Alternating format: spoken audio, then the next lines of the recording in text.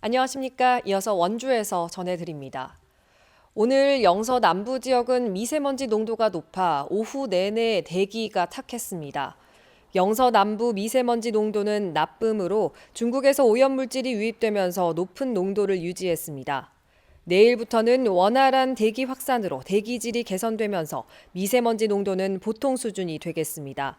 오늘 밤까지 5mm 내외의 비가 내리겠고 일부 산간 지역과 기온이 낮은 지역에는 1cm 미만의 눈이 쌓일 것으로 내다봤습니다.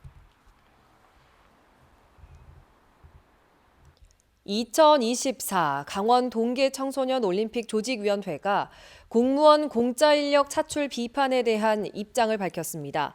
조직위는 설명 자료를 내고 파견 인력 규모는 시, 군의 상황을 고려해 당초 400명에서 350명으로 줄였다고 밝혔습니다.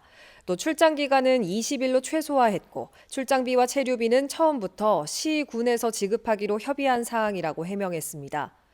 이에 대해 공무원 노조 강원지부는 파견 인력 축소는 시군에서 먼저 제안한 내용이고 출장비와 체류비를 시군에서 지급하는 것 또한 부당하다고 반박했습니다.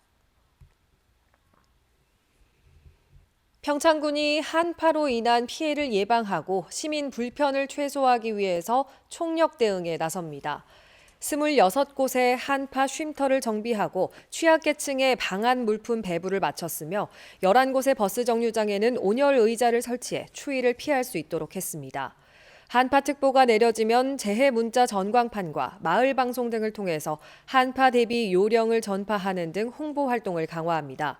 평창군은 내년 3월까지를 한파 대책 기간으로 정하고 긴급 연락망을 구축하는 등 피해 예방 활동을 벌입니다.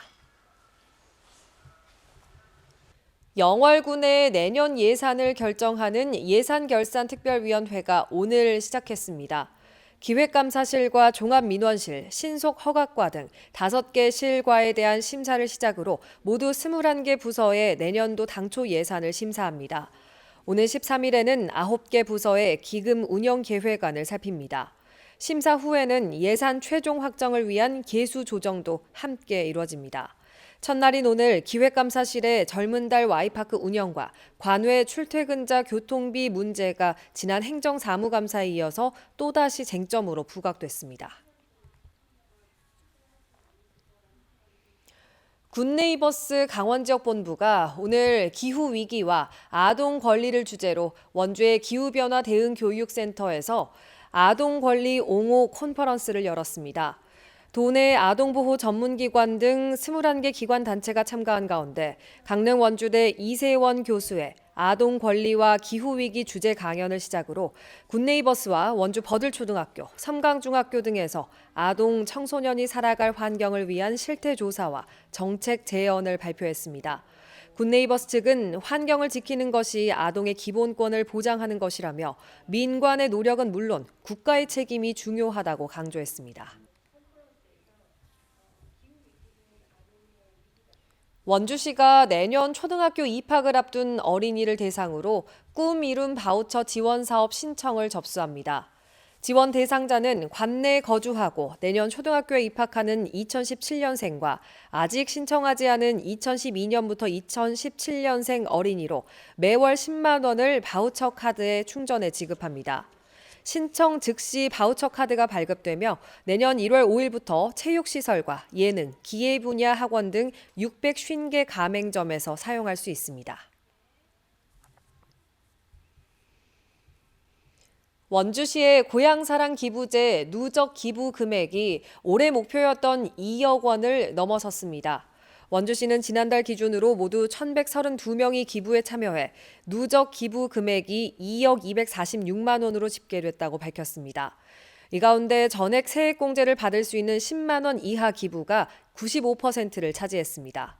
원주시는 최근 고향사랑 기부제 답례품을 추가로 선정하는 한편 온 오프라인에서의 적극적인 홍보 활동을 통해 목표액을 달성할 수 있었다고 설명했습니다. 전면 파업과 단식 농성을 이어가던 건강보험공단 고객센터 노조 간부가 업무방해 혐의로 경찰에 연행됐습니다. 경찰은 지난달 1일 노조가 총파업을 시작할 당시 노조가 공단이 쳐놓은 울타리를 무너뜨리고 진입한 것과 관련해 업무 방해 혐의로 고객센터 노조 상급단체인 공공운수노조 소속 간부에게 출석을 요구했지만 응하지 않아서 체포했다고 밝혔습니다. 고객센터 노조는 이와 관련해 경찰이 노골적으로 공단의 호위병임을 선언했다며 강하게 비판했습니다. 한편 단식 농성을 이끌던 고객센터 노조 대표자는 35일째인 어제 저녁 쓰러져 병원으로 이송됐습니다. 뉴스를 마칩니다. 고맙습니다.